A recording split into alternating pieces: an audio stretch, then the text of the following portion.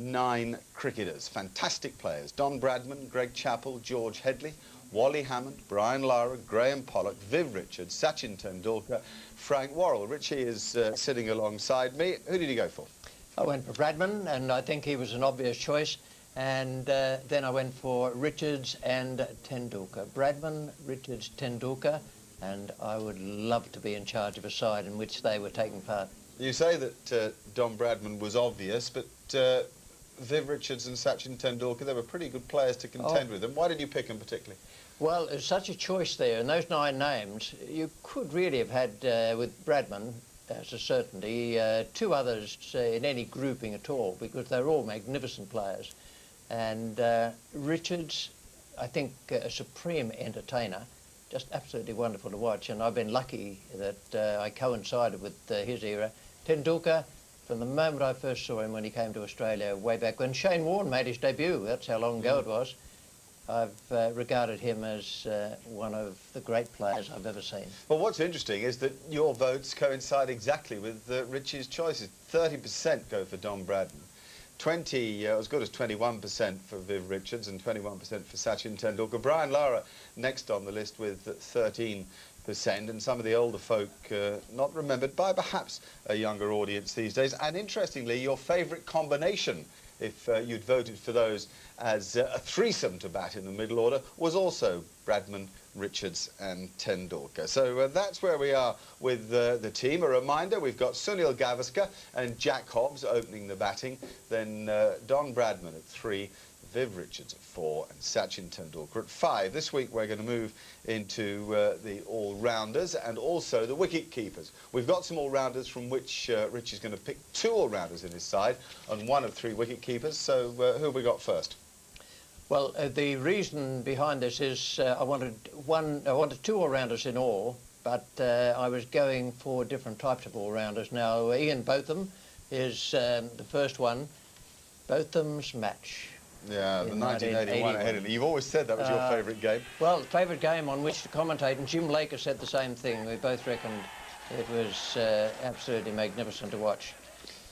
Ian Botham, he destroyed Australia in that series. The Australians made England follow on, and in that game, it was just fearsome stuff he produced. And England booked out of their hotel on the 4th morning. Yeah, well, of course, one of the greatest match winners at more than 5,000 runs, 383 test match wickets, breathtaking all-rounder in the true sense of the word. Your next choice, Richard Hadley, probably a stronger bowler than batsman. Yes, I think he was, and he said himself, he was a tearaway at the start of his career, Richard Hadley, and he settled down and then became a magnificent swing and seam bowler, and wonderfully accurate. He worked out exactly what he wanted to do, and he turned himself into a fine bowler. Batting, he was still good, but I thought he was a bowling all-rounder rather than a batting all-rounder. Knighted in 1990, became Sir Richard and was the first man to take 400 test match wickets. We move into the Lion of Lahore next. What a player. He was, I saw him when he first came into test match cricket, and he batted and bowled in moderate fashion for about a year, and then suddenly he hit his straps, and he was a terrific player. And he led Pakistan, which is not always the easiest thing in the world to do. He wouldn't mark it down as #1 on your list of desires. They can be quite a difficult side to lead, and he did it and pulled them all together, won the World Cup and won Test series. He was there, bowling brilliantly when Pakistan beat Australia for the first time in Australia. Wonderful player. Yeah, and 362 wickets at an average of 22 with a ball would have made him a candidate as a bowler alone. Now, this was an era, Richie, where there were 4 great all-rounders all playing at the same time. Fancy being a commentator and having that, because you could get one all-rounder, one great all-rounder, and mark yourself down as being very, very lucky. To get 4 in the same era running through the 1970s and 80s, and that was after Gary Sobers had retired. Kapil Dev here, who made more than 5,000 runs, similar sort of figure to Ian Botham there, 434 Test match wickets, but his batting, really, he avoided the follow-on for India here with 4 consecutive sixes off Eddie Hemmings at Lord's. 24 they needed, and we cheered the first 6, and we just laughed when the 4th one went straight into those covers at the nursery end. It was wonderful stuff, but as I say, wonderful opportunity to be a commentator when 4 of them were in action at the same time. Yeah, well, the modern era, really, with Botham and Hadley and Imran and Kapil Dev. And then we go back to the time that you came into the side and the hero of yours, Keith Miller. Keith Miller, I always reckoned, was the best all-rounder with whom I played or played against. And that, therefore, included the time we first saw Sobers. But Miller was a wonderful player. Lovely bowling action. They said at times, those who batted against him, that he was faster than Ray Lindwall, just when he wanted to be, and he could have got into the side for his batting as well. So he was a wonderful player. And Sobers, later on, dominated the all-round things, but Miller, he was my hero alongside... And a wartime bomber pilot too, so he was a hero. And there's a great line here I must read. Once asked why he played in such a carefree manner, he replied that anyone who ever had a Messerschmitt up his backside would greatly enjoy the prospect of playing cricket for a living. Gives you a fair idea of the cavalier approach of Keith Miller. And then the great cavalier of all, the West Indian Garfield. Yeah, he was brilliant. He was in the West Indian side 53-4, and then we went over there in 55, so it's the first time I saw him. And gosh, he could play. He was only 19, just turned 19 then, and wonderful player. Quite brilliant. Also to remember that he was a marvellous fielder. I mean, his close catching, as we alluded to a couple of weeks ago. Field anywhere. Those catches we showed a couple of weeks ago where he was lurking in the batsman's hip pocket and taking catches just round the corner. Is a wonderful player to watch, and bowling as well. He could bowl 3 different types: orthodox left-arm spin, over the wrist spin, and then he could bowl late swingers. As we showed, I think he was knocking over Jeffrey with one enormous swinger. Surely not. And always with a smile on his face. Now, I mentioned that Imran Khan could have got into the side as a bowler alone. Well, Gary Sobers made more than 8,000 runs at an average of all but 58, so he could have got in as a batsman alone. Now, what we're doing is picking 2 all-rounders. Richie's decided he wants 2 of those cricketers in his side, so bear that in mind. We now move on to the wicket-keepers, and English cricket supporters won't be pleased. Well, they may not be, but 2 of the finest keepers I ever saw were Godfrey Evans, against whom I played in the early times when I came over here, and Alan Knott. But I've actually gone for... I don't think I can be accused of being too much Australian in the nominations I've produced so far. But here it may be, because the 3 I've gone for are Adam Gilchrist, Rodney Marsh and Ian Healy. And Gilchrist, I mean, an extraordinary athlete, really. You'd probably pick him as a good stand backer to the stumps and a brilliant batsman. Bear in mind that I am saying, and have said all the way through, that this is the team I want to be in charge of.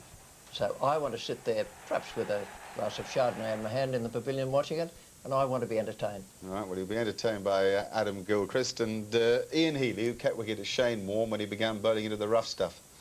Very, very good. Those 3 fellows, Gilchrist was a wicket-keeper before he became a batsman. He couldn't get into the New South Wales side as keeper, so he went across to Perth, walked into their side and walked into the Australian side, and he's been there ever since as the #1 keeper. Rodney Marsh was in the Ian Chappell era, and Ian Healy, a wonderful keeper, acrobatic against pace, but brilliant against Shane Warne. Absolutely brilliant. I'll come back to Gilchrist just for a second, because he got his Test match runs at 52 apiece. Rod Marsh didn't get him at quite such a good average, but Rod Marsh was a thrill to watch with a bat too. Oh yeah, they were all, and Healy in his own way, he wasn't as dynamic as either Gilchrist or Marsh, but still in his own way was a very, very useful batsman. And he made his name standing back to Lillian Thompson. Here's Jeff Thompson bowling, and there's a catch and a half to begin with. Well, Rodney, in those days of long hair, this was in the time when Lily with the long hair also, and Jeff Thompson with the most beautiful, fluent action, were giving England and other countries, Clive Lloyd's side in 75-6 in Australia, a pretty tough time. So Rodney was part of that. But it's just a choice of 1 from 3. Well, you've had a tough time. Let's remind ourselves of that list, because there's no Englishman amongst the wicket-keepers. Ian Botham, Richard Hadley, Imran Khan, Kapil Dev, Keith Miller and Garfield Sobers. They're the all-rounders. We're looking for two of those. Richie's chosen, I should say, two in his all-time team, and then one of Adam Gilchrist, Ian Healy and Rodney Marsh, though an honourable mention went to Godfrey Evans and also to Alan Knott. Supreme entertainer, just absolutely wonderful to watch, and I've been lucky that I coincided with his era. Tendulkar, from the moment I first saw him when he came to Australia way back when Shane Warne made his debut, that's how long ago it was, I've regarded him as one of the great players I've ever seen. Well, what's interesting is that your votes coincide exactly with Richie's choices. 30% go for Don Bradman. 20, as good as 21% for Viv Richards and 21% for Sachin Tendulkar. Brian Lara next on the list with 13%, and some of the older folk not remembered by perhaps a younger audience these days. And